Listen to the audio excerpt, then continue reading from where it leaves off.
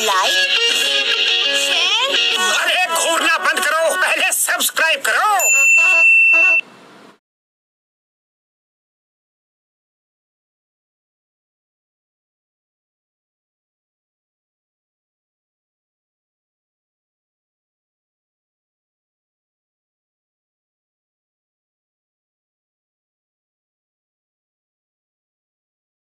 Hello friends, स्वागत है आप सभी का मेरे YouTube channel online chemistry bye Dhaka sir में। सॉल्यूशन चैप्टर में आज हम डिस्कस करेंगे ठोसों की द्रवों में विलेयता के बारे में। ठोसों की द्रवों में विलेयता मीन्स हमारे पास जो विलेय है वो तो ठोस होगा और जो विलायक है वो द्रव होगा। तो इसमें फर्स्ट 1 पॉइंट ले रहे हैं, विलेय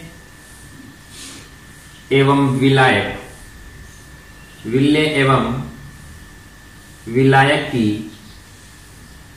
प्रकृति। तो विलेय और विलायक, विलेय ठोस होगा, विलायक द्रव होगा। तो इन दोनों के बारे में ये कहा जाता है कि like dissolve like, like dissolve like, अर्थात समान समान को घोलता है। इसका मतलब ये हुआ कि ध्रुवीय विलेय है और ध्रुवीय विलायक है तो आपस में घुल जाएंगे, और विलेय और विलायक दोनों अध्रुवीय हो तो आपस में घुल जाएंगे। जैसे ध्रुवीय विलेय HCl पोलराइज, ध्रुवीय विलायक H2O, दोनों ध्रुवीय हैं तो HCl का जलीय विलयन बन जाएगा। अध्रुवीय विलेय जैसे ठोस आयोडीन है या सल्फर है, अध्रुवीय विलायक जैसे कार्बन टेट्राक्लोराइड है या कार्बन डाई सल्फाइड है, ये भी अध्रुवीय है, ये भी अध्रुवीय, आपस में घुल जाते हैं और इनका विलयन बन जाता है। लेकिन सल्फर जो है वो कभी जल में तो नहीं घुलेगी, मीन्स विलेय और विलायक की प्रकृति समान न हो, क्योंकि यहाँ पर विलेय क्या है, अध्रुवीय, और विलायक क्या है, ध्रुवीय। तो सल्फर यहां पर जल में नहीं घुलेगी और सॉल्यूशन नहीं बनेगा। लेकिन देखो जैसे शुगर है या हो ग्लूकोज, शुगर हो या फिर ग्लूकोज हो, और इसको अपन जल में घोले तो शुगर और ग्लूकोज दोनों ही सल्फर की तरह अध्रुवीय हैं, परंतु जल ध्रुवीय है, तो यहां पर सॉल्यूशन बन जाता है। तो ये बात सभी जगह अप्लाई नहीं हो रही, ये अध्रुवीय है, ये ध्रुवीय है, तो भी घुल रहा है। तो यहां पर कारण क्या है कि चीनी या फिर जो ग्लूकोज है वो जल के साथ अंतराण्विक हाइड्रोजन बॉन्ड बना लेती है।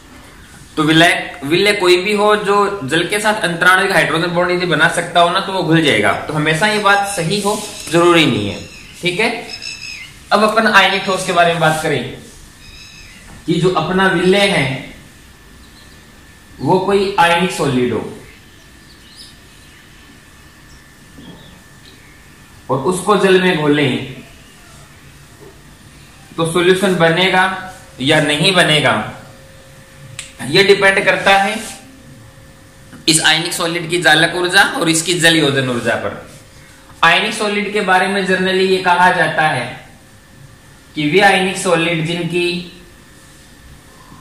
जालक ऊर्जा कम हो और विलायक योजन ऊर्जा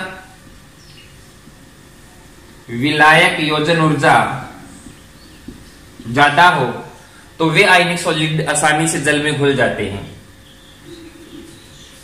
तो ऐसा क्यों कहा जाता है, इससे पहले हमें आयनिक सॉलिड की जालक ऊर्जा और विलायक योजन ऊर्जा के बारे में पता होना चाहिए। हमें पता है कि कोई भी आयनिक सॉलिड होता है उसमें दो विपरीत आवेशित आयन होते हैं, धनायन और ऋणायन, और दोनों आपस में जिस अंतराणिक आकर्षण बल से जुड़े होते हैं उसे हम स्थिर वैद्युत आकर्षण बल कहते हैं, स्थिर वैद्युत आकर्षण बल कहते हैं, और इसे ही अपन आयनिक बॉन्ड बोल सकते हैं।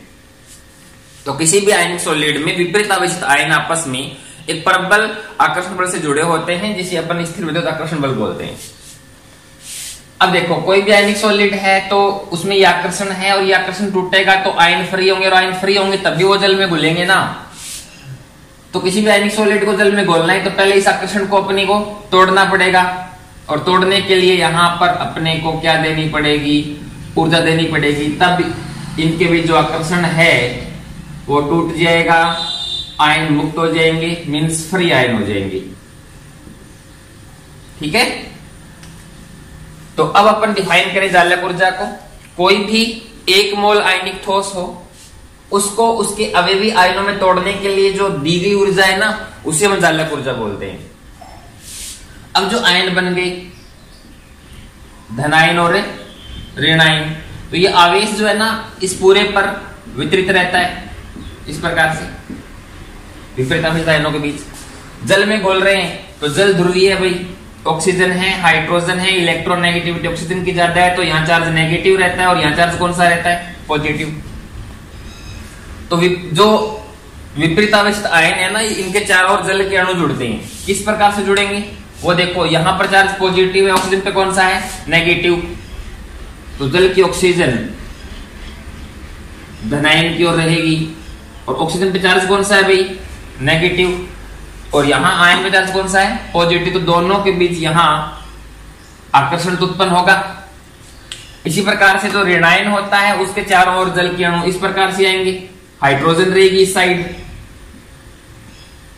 तो यहां कौन होगी, ऑक्सीजन, और हाइड्रोजन पे चार्ज कौन सा है, पॉजिटिव, और आयन पे कौन सा है, नेगेटिव। तो यहां इस ऋणायन और जल की हाइड्रोजन के बीच जो आकर्षण रहेगा, आकर्षण उत्पन्न होगा। तो मीन्स विपरीत आवेशित आयन के चारों ओर जल के अणु जुड़ेंगे, इसे जल योजन बोला जाएगा, और जल विलायक है तो इसे अपन विलायक योजन बोलते हैं। इस प्रोसेस को क्या बोला जाता है, विलायक योजन। इस दौरान आकर्षण उत्पन्न हुआ ना, तो आकर्षण उत्पन्न होने पर जो ऊर्जा मुक्त होती है, जो ऊर्जा मुक्त होती है उस ऊर्जा को क्या बोला जाता है, विलायक योजन ऊर्जा बोला जाता है। तो जालक ऊर्जा तो हमें देनी पड़ेगी, और विलायक योजन ऊर्जा वो है जो मुक्त होगी। तो जनरली कहा जाता है कि वे प्रोसेस अपने आप होंगे जिसमें आवश्यक ऊर्जा तो कम हो और मुक्त ऊर्जा ज्यादा हो। तो जालक ऊर्जा जितनी कम होगी तो आकर्षण को तोड़ने के लिए हमें कम ऊर्जा देनी पड़ेगी, और विलायक योजन ऊर्जा जितनी ज्यादा होगी तो ऊर्जा उतनी ही ज्यादा मुक्त होगी ना। तो अपन बोल सकते हैं किसी आयनिक ठोस की जालक ऊर्जा जितनी कम हो और विलायक योजन ऊर्जा जो है वो जितनी ज्यादा हो, तो वो आयनिक सॉलिड जो है वो आसानी से जल में घुल जाता है। तो इसमें सेकंड फैक्टर जो विलेयता को प्रभावित करता है वो है ताप का प्रभाव। तो देखो, अपने पास ठोस विलेय है और इसे हम द्रव विलायक में घोल रहे हैं। विलयन बनेगा, उत्क्रमणीय प्रक्रम है। तो यहां दो संभावनाएं हैं, हो सकता है ऊर्जा मुक्त हो, इस प्रोसेस के दौरान हो सकता है कि ऊर्जा मुक्त हो। ऊर्जा मुक्त होने का मतलब क्या हो गया,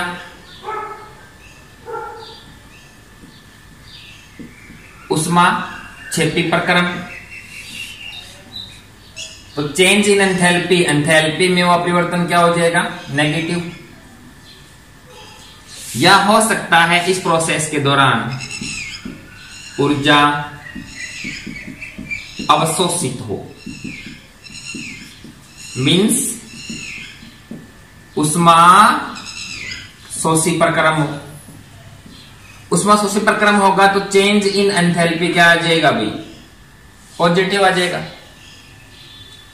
उत्क्रमणीय प्रक्रम है तो अपन यहां विलयन की या विलेयता की ताप की प्रभाव व्याख्या करने के लिए लासातली नियम यूज कर सकते हैं। कैसे, देखिए, ऊर्जा मुक्त हो रही है तो ताप बढ़ाएंगे तो नियम क्या बोलता है, प्रक्रम उस दिशा में अपने आप जाएगा जिस दिशा में जाने से ताप में कमी हो रही है, तो प्रक्रम चला जाएगा पश्च दिशा में। हमें क्या बनाना है, विलयन मीन्स ठोस को घोलना है, तो प्रक्रम लेके जाना है हमें अग्र दिशा में। तो क्या करना पड़ेगा, ताप कम करोगे तो प्रक्रम अपने आप उस साइड जाएगा जिस साइड जाने से ताप में वृद्धि हो रही है, और वृद्धि किस दिशा में हो रही है, अग्र दिशा में। तो ताप कम करेंगे तो यहां पर विलेयता जो है वो बढ़ेगी। दूसरा, यदि ऊर्जा अवशोषित हो मीन्स उष्माशोषी प्रक्रम हो तो ताप बढ़ाएं तो सामने अपने आप उस दिशा में जाता है ना जिस दिशा में जाने से ताप में कमी हो रही हो। तो अग्र दिशा में जाएंगे तो प्रक्रम कैसा है, अवशोषित हो रही हो तो ताप में कमी। अग्र दिशा में तो टेम्परेचर बढ़ाएंगे तो विलेयता बढ़ेगी। तो मैं सिंपल शब्दों में बोलूं तो क्या होगा, उष्मा छिपी प्रक्रम हो तो ताप कम करने पर विलेयता बढ़ेगी, और उष्माशोषी प्रक्रम हो तो ताप बढ़ाने पर विलेयता जो है ना वो बढ़ेगी। अब बात करते हैं अपन दाब के प्रभाव की। तो विलय ठोस है, विलायक द्रव है, विलयन भी कैसा है, द्रव है। और अपन ये जानते ही हैं सभी कि जो द्रव या ठोस होते हैं उन पर दाब का प्रभाव नगण्य होता है। तो यहां पर दो फैक्टर मेन है, विलय और विलय की प्रकृति और ताप का प्रभाव, ठीक है ना। तो अब आगे अपने सिलेबस में ओनली द्रवीय विलयन ही है, और द्रवीय विलयन जो है वो तीन प्रकार के हैं। एक तो होता है गैस द्रव विलयन, दूसरा द्रव द्रव विलयन, और तीसरा जो है इसमें वो है ठोस द्रव विलयन। तो गैस द्रव विलयन में हमने हेनरी का नियम पढ़ा था, गैसों की विलेयता प्रदाब का प्रभाव वो इंपॉर्टेंट है। अब इस सेक्टर में गैस द्रव विलयन की अपन स्टडी आगे नहीं करने वाले। अब रहेगी द्रव द्रव विलयन और ठोस द्रव विलयन। तो इन दोनों प्रकार के विलयनों की स्टडी अब अपन आगे करेंगे। तो इनमें सबसे पहले अपन लेते हैं वाष्प दाब क्या होता है उसके बारे में, फिर इन दोनों विलयनों की स्टडी करेंगे। वाष्प दाब, वेपर प्रेशर क्या है। तो वाष्प दाब को परिभाषित करें तो उससे पहले मैं यहां पर एक एक्सपेरिमेंट कर रहा हूं। जैसे एक पात्र में हम जल भर लें और मान लेते हैं ताप जो है वो 25 डिग्री सेंटीग्रेड है, और भी दाब कितना लग रहा है, एक वायुमंडलीय दाब। तो यहां पर जल का वाष्पन तो होगा, जो स्तर प्रकरण की ऊर्जा ज्यादा होगी तो उनसे क्या बननी शुरू हो जाएगी, वाष्प बननी शुरू हो जाएगी। इस प्रोसेस को अपन वाष्पन बोलते हैं। वाष्प जो बनी वो कहां चली गई, वायुमंडल में। तो यहां पर जल का जो आयतन है वो घटना शुरू हो जाएगा, ठीक है, और जो वाष्प वो लगातार वायुमंडल में मिलती चली जाएगी। अब इसी एक्सपेरिमेंट में हम क्या करें, जिस बीकर में हमने जल लिया है उसका आयतन यहां तक है, मान लेते हैं ये क्या है, इसका प्रारंभिक आयतन है जल का, और इसे ऊपर से बंद कर देते हैं। तो जो जल है उसका वाष्पन तो होगा, मीन्स वाष्प तो बनेगी। इस प्रकार से वाष्प बनेगी। तो इस प्रोसेस को क्या बोला जाता है, वाष्पन। वाष्प बनेगी तो जल का जो आयतन है वो तो घटेगा ना, और इस प्रोसेस को वाष्पन बोला जाएगा, वाष्पन, वेपराइजेशन। वाष्प जो बनी वो बाहर निकलने के लिए जगह नहीं है, तो आपस में वाष्प कण क्या आएंगे, पास आएंगे, तो संघनित होगा, और इस वाष्प से वापस क्या बनेगा, जल बनेगा, मीन्स द्रव बनेगा। तो इस प्रोसेस को जो है वो संघनन बोला जाता है।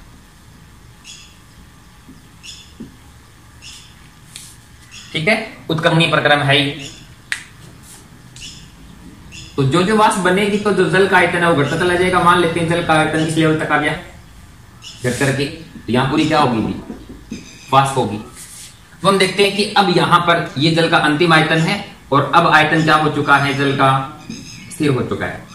तो हमें लगता है कि वाष्पन बंद हो गया और लगता है कि संघनन बंद हो गया, लेकिन ऐसा नहीं होता। तो इस अवस्था में क्या होता है कि जो वाष्पन की दर है वो बराबर होती है संघनन की दर की। ठीक है, मीन्स अब और वाष्प का आयतन नहीं बढ़ने वाला और न ही जल का आयतन बढ़ने वाला या कम कम होने वाला है। सॉरी, तो इस अवस्था में देखो, मीन्स जब वाष्पन और संघनन की दर बराबर हो चुकी है, इस अवस्था में ये जो वाष्प इस द्रव की सतह पर जो दाब लगा रही है, जो दाब लगा रही है, इस दाब को ही इस द्रव का क्या बोला जाएगा अभी? वाष्प दाब बोला जाएगा। तो अब हम वाष्प दाब को परिभाषित करें तो दिए गए ताप पर या निश्चित ताप पर किसी द्रव की सतह पर साम्यावस्था पर उसकी वाष्प द्वारा लगाया गया दाब उस द्रव का वाष्प दाब कहलाता है। और एक निश्चित ताप पर किसी विशेष द्रव का वाष्प दाब जो है वो निश्चित होता है। जैसे जल का वाष्प दाब अलग होगा, पेट्रोल का अलग होगा, ईथर का अलग होगा, एल्कोहल का अलग होगा। ठीक है ना। तो नेक्स्ट टॉपिक की स्टडी करने से पहले इसमें कुछ महत्वपूर्ण बातें हैं, वो आपको मैं बता देना चाहूंगा। तो हम सभी जानते हैं, बहुत बार रिपीट हो गया कि विलय को विलायक में घोलेंगे तो ही तो विलीन बनेगा। उत्क्रमणीय प्रक्रम होता है।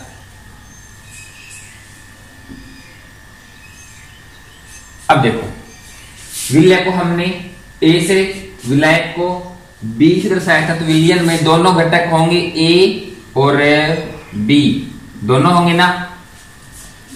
अब देखिए, जैसे एक पात्र में ओनली विलय है तो उसे क्या बोल देंगे? ये केवल शुद्ध विलय उपस्थित है। और विलय को ए से दर्शाया है तो यहां पर सारे कण ए प्रकार के ही होंगे, तो यहां पर ए और ए के बीच क्या होगा? मतलब ए कणों के बीच में क्या होगा? आकर्षण बल होगा। दूसरा विलायक है, तो यहां जो विलायक है तो विलायक में केवल बी प्रकार के कण होंगे, तो यहां केवल बी प्रकार के कणों के बीच आकर्षण होगा, तो ये भी शुद्ध है, तो शुद्ध विलायक है। और जब विलय को विलायक में घोल दिया तो क्या बन गया? विलयन बन गया। तो विलयन में कण ए प्रकार के भी होंगे और कण बी प्रकार के भी होंगे, तो यहां जो आकर्षण है वो ए और बी कणों के बीच में होगा। मीन्स यहां कौन सा आकर्षण है? ए आकर्षण है।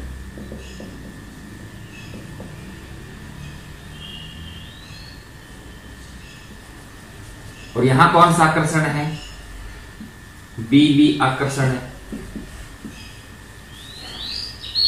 मीन्स ये दोनों ही क्या है? भी पुराना आकर्षण बल है।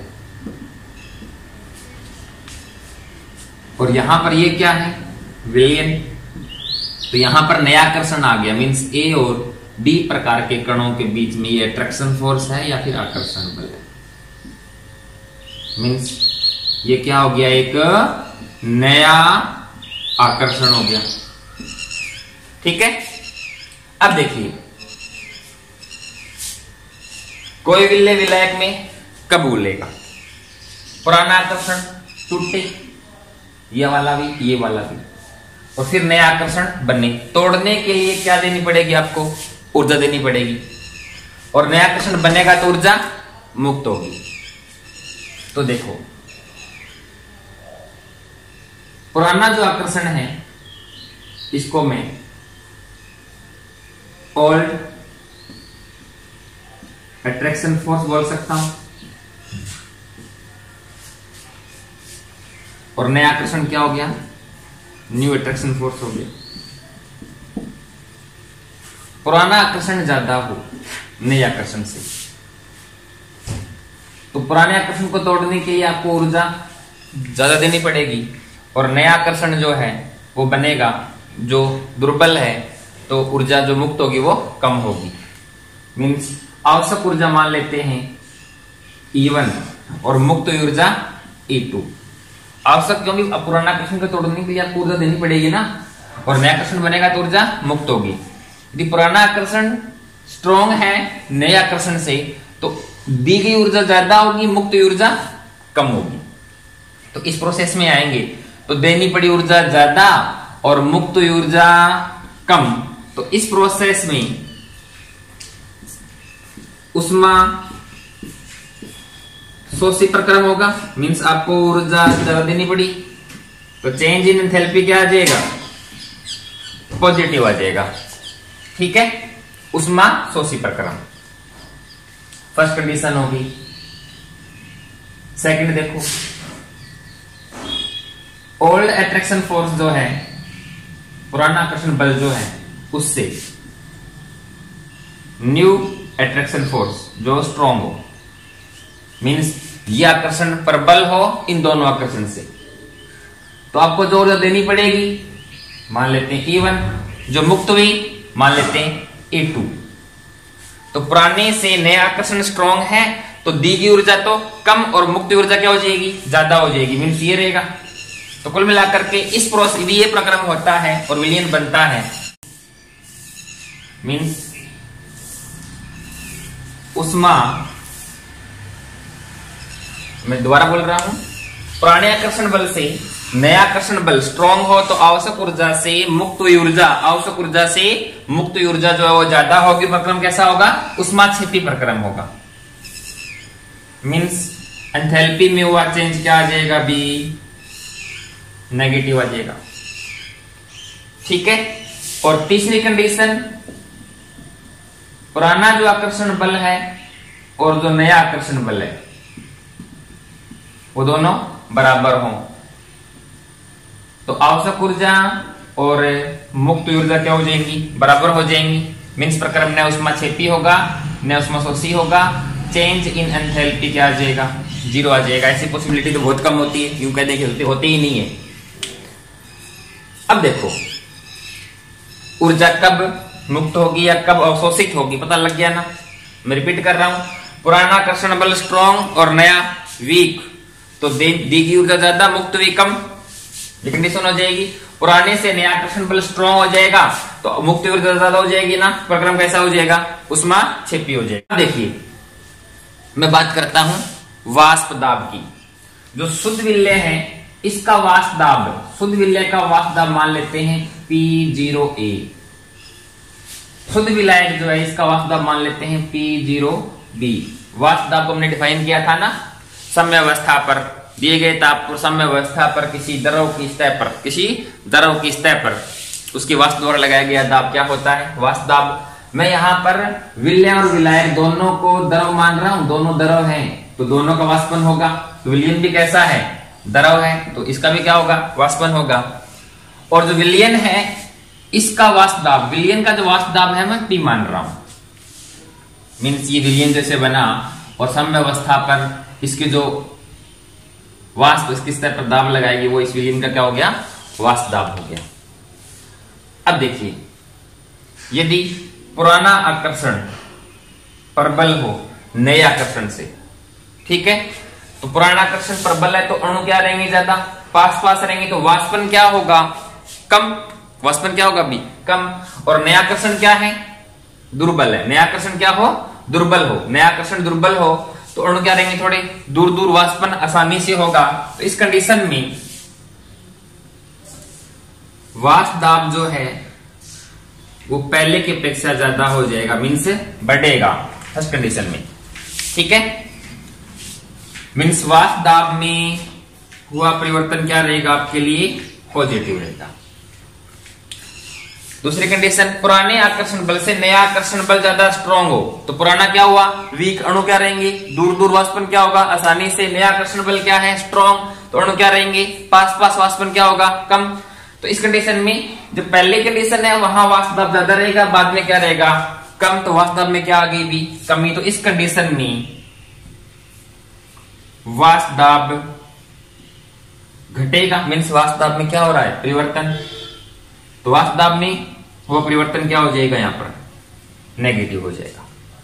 और यदि ये कंडीशन रहती है तो वाष्प दाब समान रहेगा, कितना आ जाएगा, वाष्प दाब में परिवर्तन 0 आ जाएगा। मैंने पहले कहा था ऐसा बहुत कम पॉसिबल है या होता ही नहीं है, अपन यूं बोल सकते हैं।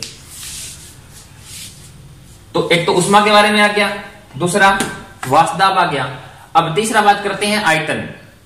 फर्स्ट कंडीशन, पुराना आकर्षण प्रबल, नया क्या है दुर्बल। तो यहां अणु क्या रहेंगे पास पास, यहां थोड़े क्या रहेंगे दूर दूर, दूर दूर रहेंगे तो आयतन बढ़ेगा ना। तो यहां अणु पास पास, आयतन कम, और जब बोल देंगे तो अणु क्या रहेंगे थोड़े दूर दूर, तो आयतन में क्या आ जाएगी बी।